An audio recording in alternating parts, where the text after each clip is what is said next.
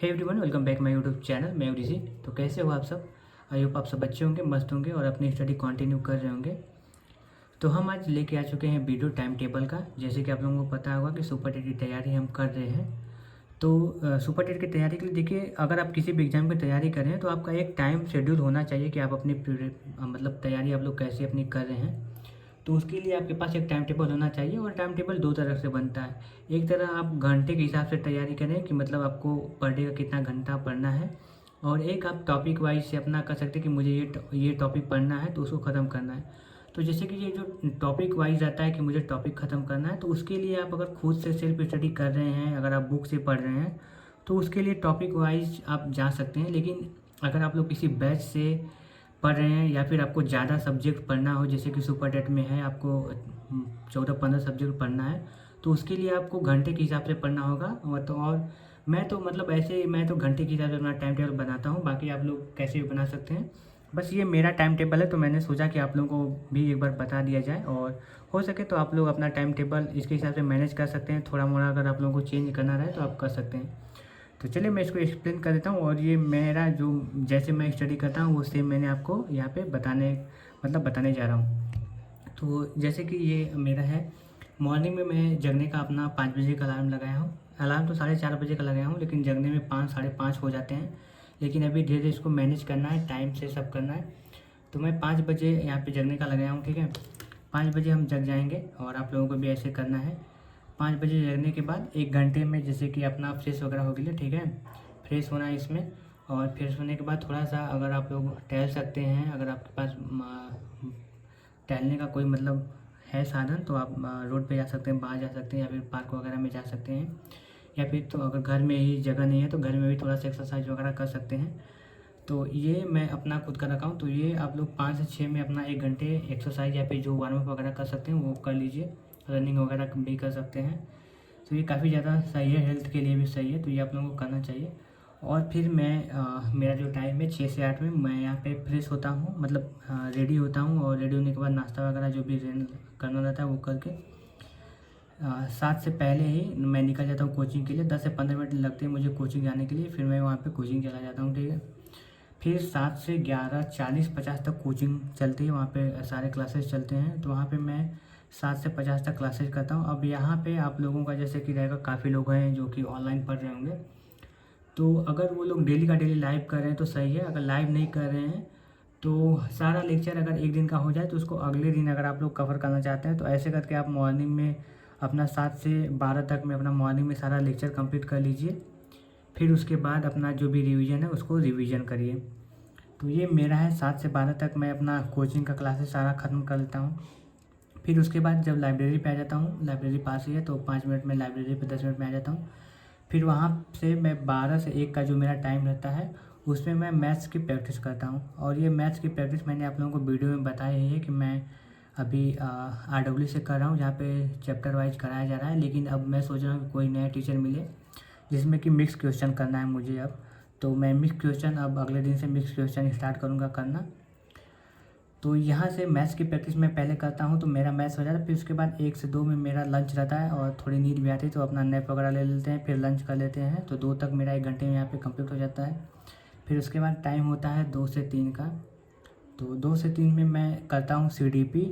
30 minute में CDP करता हूँ और 30 मिनट में बायो करता हूँ। तो साइंस में भी बायो सिर्फ चल रहा है, तो इसीलिए मैं 30 मिनट इसको दिया हूँ।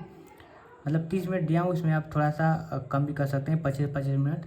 ऐसा नहीं कि मतलब लगातार पढ़ते रहेंगे, 5-10 मिनट का इसमें रेस्ट भी कर सकते हैं, वो अब इसमें मैंने ऐड नहीं किया है। और यहाँ पे जैसे कि टाइम शेड्यूल लिखना, जैसे कि लगातार लिखना थोड़ा सा सही लग रहा था, तो इसमें आप लोग 5 मिनट का ब्रेक ले सकते हैं, ठीक है। तो इसमें आपका मैं CDP और बायो कर लेता हूँ। फिर उसके बाद 3 से 4 का जो मेरा शेड्यूल रहता है उसमें मैं लैंग्वेज करता हूँ। तो वो हिंदी और संस्कृत मेरा अल्टरनेटिव पे चलता है, जैसे कि 3 दिन हिंदी चलता है, फिर उसके बाद 3 दिन संस्कृत चलता है। तो जिस दिन कोचिंग में क्लासेस जो चलता है उसी सब्जेक्ट को मैं आकर उसका रिवीजन करता हूँ। और रिवीजन में आप लोगों को इतना ध्यान देना है कि अगर आप लोगों का जैसे कि अगर आप लोग ऑनलाइन में भी लेक्चर कर रहे होंगे, तो जो भी लेक्चर अगर आप डेली का कर रहे हैं उसका उसी दिन उसका लेक्चर को पूरा रिवाइज मतलब याद कर लीजिए। आप लेक्चर कंप्लीट कर लिए हैं, अगर नोट्स बना रहे हो तो ठीक है, नहीं तो उसका अगर PDF से ही पढ़ रहे हैं तो पीडीएफ को आप 30 मिनट दीजिए उस जो भी आपका लेक्चर कराया गया उसको 30 मिनट दीजिए और पीडीएफ को 2-3 बार पढ़ लीजिए अच्छे से। मतलब ऐसा सोचिए कि मुझे आज ही में याद कर लेना है। तो ऐसे आपको करना है। अगर डेली का डेली अगर आप याद करते जाएंगे तो वो आपका सही रहेगा, नहीं तो बाकी चीज़ें फिर बर्डन होते जाएगी और कुछ भी आपको याद नहीं होगा। तो ये चीज़ें मुझे आज ही थोड़ा सा और अच्छे से समझ आया कि हाँ, डेली का डेली आपको याद करना है। हर सब्जेक्ट को जो भी आप डेली का लेक्चर कर रहे हैं उसको रिवीजन के लिए आपको 30 मिनट देना है।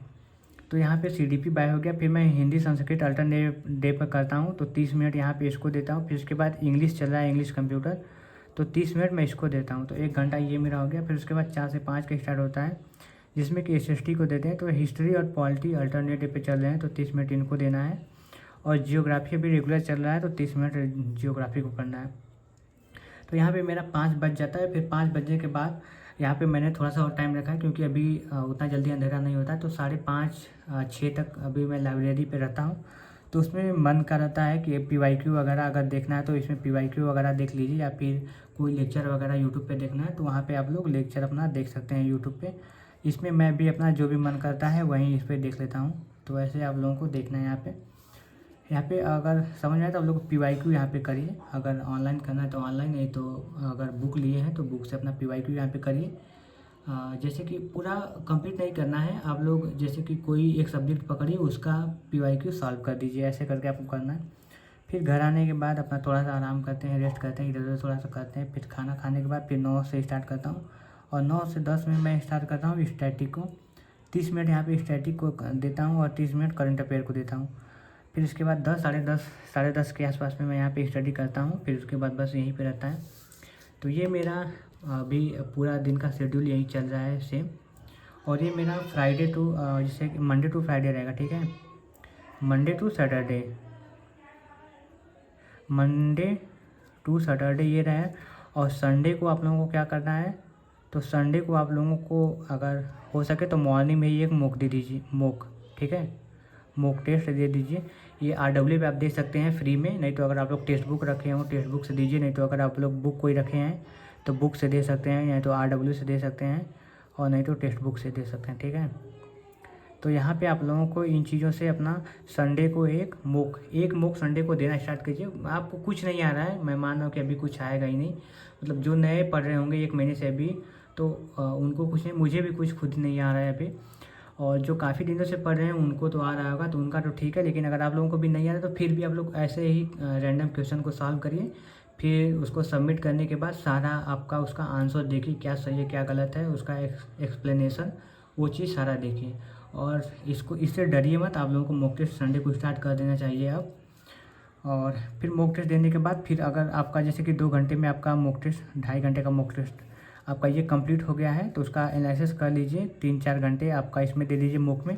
फिर उसके बाद जो भी टाइम आपका है 3-4 घंटे और पढ़ना है, उसमें आप लोगों का जो कि डेली का रहता है नोट्स, आपका मंडे टू सैटरडे का जो भी नोट्स है उसका सारा एक बार रिविजन कर दीजिए। 1 हफ्ते का पूरा, जैसे कि पर सब्जेक्ट को 1 घंटा दीजिए और उसमें जितना हो सके पूरा हो सके तो एक बार वीकली पूरा नोट्स अपना कवर कर लीजिए। तो इस हिसाब से मैंने अपना टाइम शेड्यूल रखा है और अभी यही फॉलो कर रहा हूँ। बाकी आई होप कि आप लोगों को भी समझ आया होगा। और थोड़ा ये टाइम टेबल आप लोग बना के देखिए, ये काफ़ी ज़्यादा ज़रूरी है और इससे थोड़ा सा पढ़ाई अच्छे तरीके से होती है जहाँ तक मुझे लगता है। तो बाकी आप लोग बताइएगा कि ये टाइम टेबल कैसा लगा। इसके अलावा आपका कोई भी क्वेश्चन आता है तो आप यहाँ पे कमेंट कर सकते हैं। Thank you.